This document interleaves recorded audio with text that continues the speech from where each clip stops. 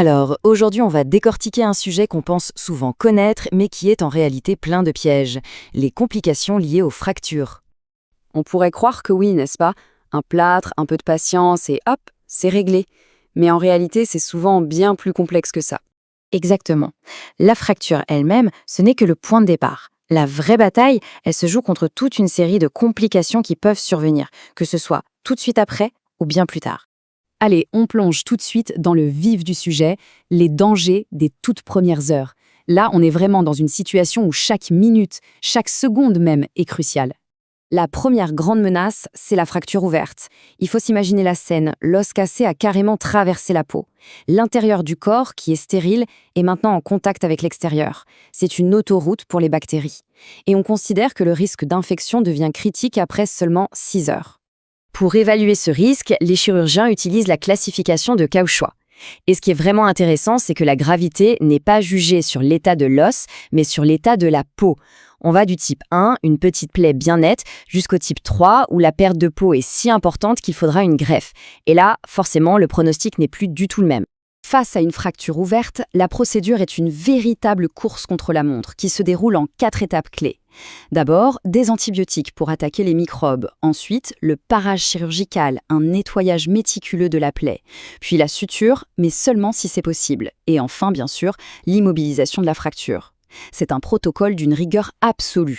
Mais attention, l'infection n'est pas le seul péril immédiat. Un bout d'os pointu peut très bien venir comprimer, voire couper une artère ou un nerf. Le signal d'alarme absolu, une extrémité qui devient froide, pâle et où l'on ne sent plus le pouls. C'est ce qu'on appelle l'ischémie aiguë, une urgence vitale pour le membre. Et puis, il y a le fameux syndrome des loges. C'est une des urgences les plus extrêmes en traumatologie. Pour faire simple, le muscle se met à gonfler tellement fort à l'intérieur de son enveloppe que la pression devient insupportable. Ça comprime tout et ça coupe la circulation du sang. Sans une opération en urgence pour ouvrir cette gaine et relâcher la pression, les tissus meurent en quelques heures. Ok, passons à l'étape suivante. Le danger immédiat est écarté, mais la partie n'est pas gagnée. Les semaines qui suivent sont une période de haute surveillance où de nouveaux problèmes peuvent apparaître. Au niveau des infections, il y a des cas vraiment terribles. Cette citation le dit bien. La gangrène gazeuse, c'est une infection effroyable. Elle est causée par des bactéries qui se développent sans oxygène et elle peut se propager à une vitesse folle. Parfois, l'amputation devient la seule solution pour sauver la vie.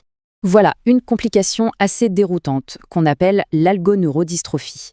En gros, le corps réagit de façon complètement disproportionnée à la blessure. Des douleurs atroces, un gonflement, c'est une sorte de tempête inflammatoire très complexe et souvent très longue à soigner. La première phase, qu'on appelle la phase chaude, est explosive. On a des douleurs de type brûlure, un œdème, la peau qui devient rouge, chaude, sans qu'il y ait de fièvre. Et surtout, une raideur de l'articulation qui s'installe très très vite. C'est un tableau clinique vraiment impressionnant. Et à la radio, il y a un signe qui ne trompe pas. On parle d'ostéoporose mouchetée. On voit clairement que l'os est en train de perdre sa densité, mais de manière très irrégulière, ce qui donne cet aspect de tache. C'est la signature visible de ce grand dérèglement. Une autre complication dont il faut se méfier, surtout sur les fractures des os longs comme le fémur, c'est l'embolie graisseuse. Des petites gouttes de graisse de la moelle osseuse s'échappent dans la circulation sanguine. Elles peuvent alors voyager et aller boucher des petits vaisseaux dans les poumons ou le cerveau, provoquant une détresse respiratoire brutale. On aborde maintenant la dernière étape, celle du long terme. C'est le moment où c'est la guérison elle-même, ou son absence, qui devient le principal problème. Voici le cauchemar de tout orthopédiste, la pseudarthrose. Il faut bien comprendre que ce n'est pas un simple retard de consolidation. Non, c'est un arrêt total et définitif du processus. L'os ne se soudera plus jamais tout seul. La seule solution, c'est de réopérer. Et il en existe 2 grands types. D'un côté, l'hypertrophique. L'os a essayé de guérir, il a produit de la matière mais sans succès. Ça donne des extrémités osseuses très larges qu'on appelle en pattes d'éléphant. De l'autre côté, l'atrophique, qui est plus grave. Là, il n'y a plus aucune activité biologique. Les bouts d'os sont devenus inertes. L'autre scénario possible, c'est le cal vicieux. Alors là, l'os a consolidé, il est redevenu solide. Le problème, c'est qu'il a guéri, mais de travers. Avec un angle, un décalage, une rotation. Bref, il est solide, mais déformé. Et les conséquences, elles, peuvent être désastreuses à long terme. Quelques petits degrés d'angulation sur un os de la jambe, ça paraît peu, mais ça change complètement la façon dont les forces s'exercent sur le genou ou la hanche, et le résultat, quelques années plus tard, c'est une arthrose précoce et douloureuse. Bon, après ce tour d'horizon de tous ces dangers, qu'est-ce qu'on doit vraiment retenir? C'est quoi le message principal? Le premier point, le plus important, la règle d'or, c'est celle-ci. L'asepsie. Empêcher l'infection est la priorité absolue numéro 1. Une fracture qui s'infecte, c'est la porte ouverte à des années de galère et, dans le pire des cas, à l'amputation. Tout doit être fait pour l'éviter. Le deuxième principe est tout aussi fondamental.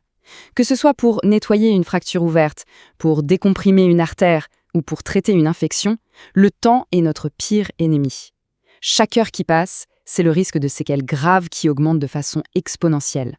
Et on va se quitter sur cette question, qui résume finalement tout.